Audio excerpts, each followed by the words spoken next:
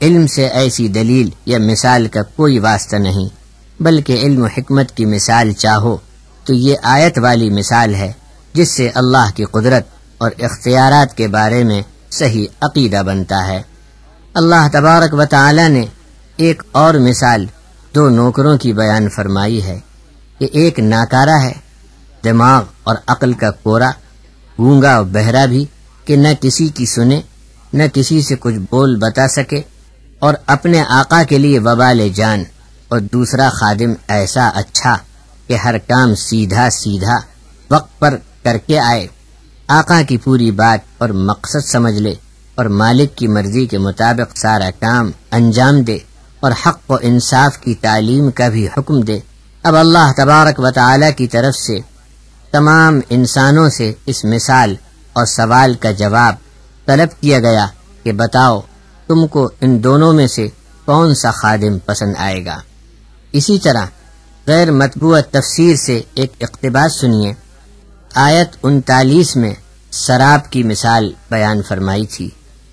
یہاں ایک گہرے اندھیرے سمندر کی مثال سے بات سمجھائی کہ جب آدمی اندھیاری میں ایسا غرق ہوا کہ ہاتھ کو ہاتھ بھی سجھائی نہ دے، جب روشنی کی ضرورت ہو تو ایک کرن بھی نہیں مل سکی، یعنی مر کر آخرت میں گئے، جہاں بدلہ پانے کے لیے عمل کے ثواب کی ضرورت تھی، وہاں جا کر معلوم ہوا کہ سارے عمل برباد ہوئے، کہ اللہ پر ایمان، اخلاص اور اس کی رضا کا عقیدہ ساتھ میں نہیں تھا، اس لیے عمل بے نتیجہ ہو کر رہ گئے۔ سورۃ النور آیت نمبر 40، سورۃ الروم آیت نمبر 28۔ ضرب لكم مثلا من أنفسكم هل لكم مما ملكت أيمانكم من شركاء فيما رزقناكم فأنتم فيه سواء تخافونهم كخيفتكم أنفسكم كذلك نفصل الآيات لقوم يعقلون۔ یہاں حضرت مولانا عبدالکریم پارک صاحب لکھتے ہیں، مشرک لوگ اپنی دلیل میں اللہ کے نیک بندوں کو پیش کر کے بتاتے ہیں کہ خدا کی ملکیت میں ان کو اختیار حاصل ہے۔ اس دلیل کو رد کرتے ہوئے اللہ تبارک و تعالی نے ایک مثال یہاں بیان فرما دی کہ آدمی خود پرائے بس کی ملکیت ہے، یعنی اللہ کا بندہ ہے، غلام ہے۔ اس بندے کو اللہ نے اپنے پاس سے رزق دیا اور مالدار بنا دیا، اب اس کے نوکر، چاکر، خادم، غلام اور کنیز وغیرہ ماتحت میں بہت سارے ہیں، تو کیا مالدار شخص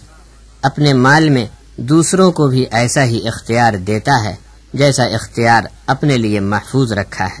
ظاہر ہے کہ اس کا جواب ہر کوئی یہی دے گا کہ ہرگز نہیں۔ مالک، آقا، بادشاہ، مالدار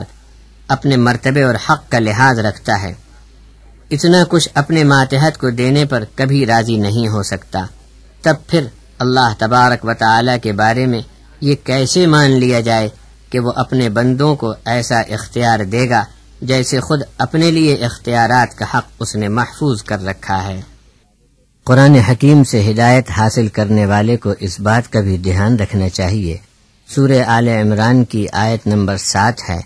وَالَّذِي أَنزَلَ عَلَيْكَ الْكِتَابَ مِنْهُ آيَاتٌ مُحْكَمَاتٌ هُنَّ أُمُّ الْكِتَابِ وَأُخَرُ مُتَشَابِهَاتٌ۔